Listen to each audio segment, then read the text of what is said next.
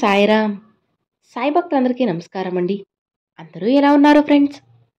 మన సాయినాథుని దయ వల్ల అందరూ బాగుండాలని మనస్ఫూర్తిగా కోరుకుంటూ ఈరోజు ఈ వీడియోనైతే స్టార్ట్ చేస్తున్నాను. ఇక ఈరోజు వీడియోలో బాబాగారు ఎప్పటిలానే ఒక చక్కటి సందేశాన్ని మనందరి కోసం, సాయి భక్తులందరి కోసం తీసుకొచ్చేశారు. ఇక ఏమాత్రం లేట్ చేయకుండా బాబాగారి సందేశం ఏంటో స్వయంగా మన సాయి తండ్రి మాటల్లోనే విందామా? తల్లి, ఇక దిగులెందుకు? నీ సాయి మాటలు కొట్టిపారేయకుండా ఇప్పుడే విను. ఎందుకంటే నీకైన బంధం, నువ్వు కోరిన బంధం నిన్ను వెతుక్కుంటూ రాబోతుంది. నమ్మి వెంటనే విను అని బాబాగారితో చెప్తున్నారండి. మరి బాబాగారు మనకేం చెప్పబోతున్నారో, ఎలాంటి సందేశాన్ని అందించబోతున్నారో స్వయంగా మన సాయి తండ్రి మాటల్లోనే విందామా? బిడ్డా, ఎందుకు కంగారు? రేపటి రోజున నీకు దూరమైన బంధం నిన్ను చేరుతుంది. అవును తల్లి, నువ్వు ఏదైతే బంధం దూరమైంది అని బాధపడుతూ ఉన్నావో, ఆ బంధం నువ్వే కావాలి అని నిన్ను వెతుక్కుంటూ నీ ముందుకు రాబోతుంది. ఇక నువ్వు భయపడాల్సిన అవసరం లేదు, బాధపడాల్సిన అవసరం అంతకన్నా లేదమ్మా. నీ బంధం నిన్ను వెతుక్కుంటూ వస్తుంది కదా. మరి ఇక ఎందుకు చెప్పు దిగులు? నీకు దూరమైన బంధం గురించి రోజు ఏడ్చుకుంటూ ఉన్నావు కదా. మరి ఆ బంధం మళ్ళీ నీ దగ్గరకు చేరకుండా ఉంటుందా? అసలు వస్తున్నారా రారా అని నువ్వు పదే పదే నన్ను అడుగుతూ ఉన్నావు.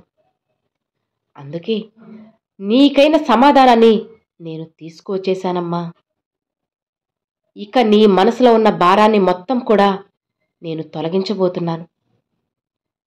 ఎవరైతే నిన్ను అవహేళన చేసి బాధ పెడుతూ వస్తున్నారో, ఎవరైతే నిన్ను నీ నుండి దూరంగా వెళ్ళిపోయారో, వాళ్ళు మళ్ళీ నీకోసంగా తిరిగి వెతుక్కుంటూ వస్తారు. అలా వచ్చేలా నేను చేస్తాను. అవును తల్లి, ఇది అక్షర సత్యం.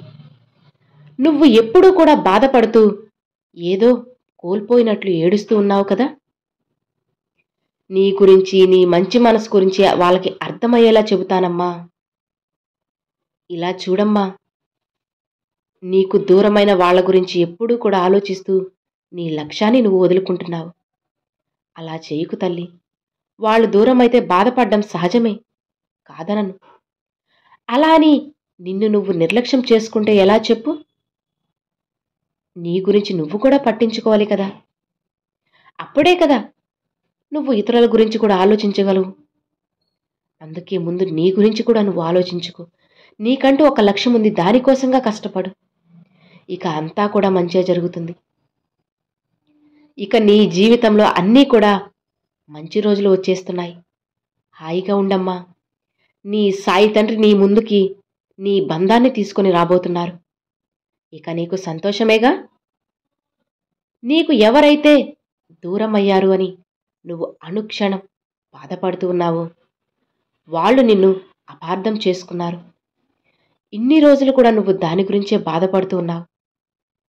ఇక వాళ్ళు వాళ్ళ తప్పుని తెలుసుకొని నీ దగ్గరకు రాబోతున్నారు తల్లి. ఇంతకన్నా నీకేం కావాలి చెప్పు? ఇదే కదా నువ్వు కోరుతున్నది.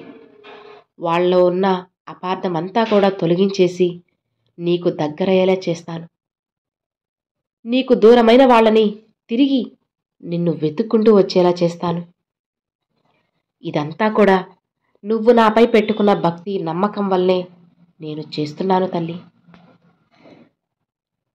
ఇలా చూడమ్మా, ఎవరైతే నిన్ను హేళన చేసి, అవమానించి, నిందించి నీ నుంచి దూరంగా వెళ్ళిపోయారో, ఇక వాళ్ళ తప్పు తెలుసుకొని నువ్వు ఎంతో గొప్పవారివి అని తెలుసుకొని నీ మాటల్ని, నిన్ను నిజంగా మెచ్చి నచ్చి నీ దగ్గరికి రాబోతున్నారు.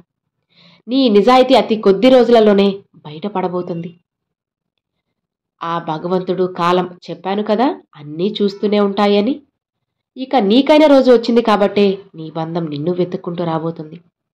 మీ మధ్య ఉన్న చిన్న చిన్న అపార్థాలన్నీ కూడా తొలగిపోయి బంధం శాశ్వతంగా ఉంటుంది తల్లి.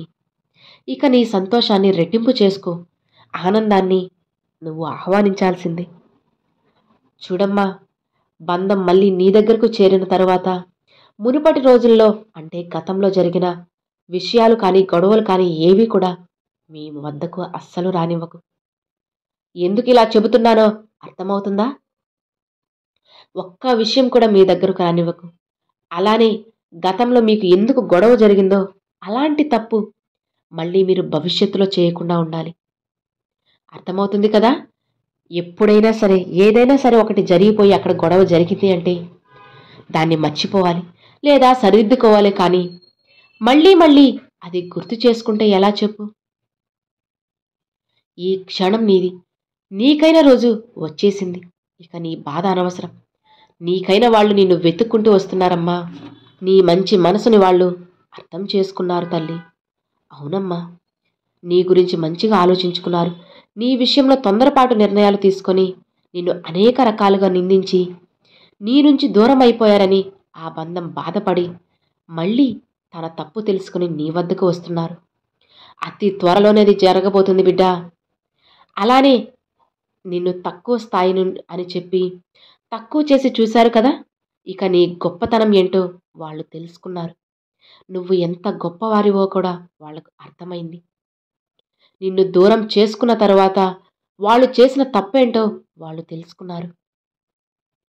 అవునమ్మా, ఇక వాళ్ళు ఎందుకు నిన్ను వదిలి వెళ్ళిపోయారో, అసలు ఎవరి వల్ల ఈ గొడవలు జరిగాయో ఆ మూడో వ్యక్తి వల్లే కదా మనిద్దరి మధ్య గొడవలు జరిగి దూరం అయిపోయాము. అన్యోన్యంగా ఉన్న మన జీవితం నాశనం అయిపోయింది. సంతోషంగా ఉన్న మన కాపురంలో చిచ్చు పెట్టేశారు. సంతోషంగా ఉన్న మన బంధాన్ని నాశనం చేసేశారు అని చెప్పి ఆ మూడో వ్యక్తి గురించి స్పష్టంగా నీ బంధం తెలుసుకున్నారు. ఇక కంగారు పడకు. ఆ మూడో వ్యక్తిని నువ్వే కాదు, నీ బంధం కూడా శాశ్వతంగా దూరం పెట్టబోతున్నారు. ఆ రోజు కూడా అతి దగ్గరలోనే ఉంది తల్లి. ఆ మూడో వ్యక్తిని అమాంతం మీరు దూరం పెడితే చాలు, మిగతావన్నీ కూడా వాటంతట అవే జరిగిపోతూ ఉంటాయి. ఇక ఏమాత్రం కంగారు పడాల్సిన పని లేదు. కానీ కాస్త జాగ్రత్త వహిస్తూ ఉండాలి. అలానే ఆ బంధం నాకు కావాలి అని అనుకున్నప్పుడు ఒక మెట్టు దిగినా తప్పులేదు కదా చెప్పు.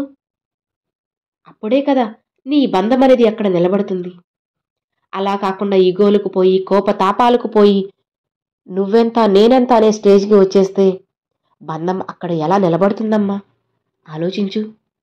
నీ బాబా చెప్పేది నిజమేనా కాదా? నీ బంధం నీకు తోడుగా ఉంటే నీకు ఎంత ప్రశాంతంగా హాయిగా ఆనందంగా ఉంటుందో నీకు తెలిసినప్పుడు మరి ఆ బంధాన్ని కాపాడుకోవడం కూడా నీ బాధ్యతే కదా. మరి ఎందుకు కాపాడుకోకుండా ఒక్క చిన్న మాటకే ఒకరి తర్వాత ఒకరు వాదులు వేసుకుని బంధాన్ని దూరం చేసుకుంటున్నావు చెప్పు? ఆ బంధం నీకు దగ్గరవ్వాలి అనుకుంటున్నప్పుడు కాస్త తగ్గడంలో తప్పేం లేదు కదా తల్లి. బంధం ఇంకా ఇంకా బలం పడుతుందే కానీ మీ బంధం ఇంకా స్ట్రాంగ్ అవుతుంది. రోజు రోజుకి కూడా బంధంలో ప్రేమ అనేది ఇంకా పెరుగుతుంది. అర్థమవుతుంది కదమ్మా నేను ఏం చెప్తున్నానో, ఎందుకు చెబుతున్నాను అన్నది? ఇక నీ బంధం నీ దగ్గరికి వచ్చిన క్షణం నుంచి నీ కుటుంబం అంతా కూడా చాలా సంతోషంగా ఉంటుంది. అది భార్యాభర్తల బంధం కానివ్వచ్చు, అలానే అన్నాదమ్ముల బంధం కానీ, అక్కా చెల్లెళ్ళ బంధం కానీ, తండ్రి కొడుకులు, తల్లి కూతుర్లు, ఇలా ఏ బంధమైనా సరే ఆ బంధం నీ దగ్గరకు చేరిన క్షణం నుంచి నీ మనసు హాయిగా ఉంటుంది. అలానే కుటుంబంలో సంతోషాలు ఉండబోతున్నాయి. ఇది నీ సాయి వాక్కు తల్లి. నీ సాయి ఆశీర్వాదంతోనే అంతా కూడా జరగబోతుంది. ఇక ఏమాత్రం కూడా నువ్వు భయపడాల్సిన పని లేదమ్మా. వీలైనంత వరకు ఆ మూడో వ్యక్తిని మాత్రం మీ దగ్గరకు రానివ్వకు. అది ఎవరో నీకు ఈ పాటికే అర్థమైంది కదా. ఇప్పుడిప్పుడు కూడా మీ ఇద్దరి మధ్య చిన్న చిన్న విభేదాలు కూడా వస్తూ ఉన్నాయి. అది కూడా ఆ మూడో వ్యక్తి వల్లే. కాబట్టి జాగ్రత్తగా ఉండు. ఆ వ్యక్తిని వీలైనంత దూరంగా పెడితే నీకే మంచిది. ఇక సంతోషంగా ఉండు బిడ్డ. అన్నీ మారుతాయి. నేను మారుస్తాను. హాయిగా ఉండు అని బాబాగారితో చెప్తున్నారండి. సో విన్నారు కదండి, ఈరోజు బాబాగారు పంపించిన ఈ సందేశం మీ అందరికి నచ్చింది అని అనుకుంటున్నాను. నచ్చితే ఒక చిన్న లైక్ చేయండి. మరికొంతమంది సాయి భక్తులకు షేర్ చేయండి. ఫస్ట్గా మన ఛానల్ చూసారు, సబ్స్క్రైబ్ చేసి సపోర్ట్ చేయండి ఫ్రెండ్స్. Thanks for watching. ఓం సాయిరామ్.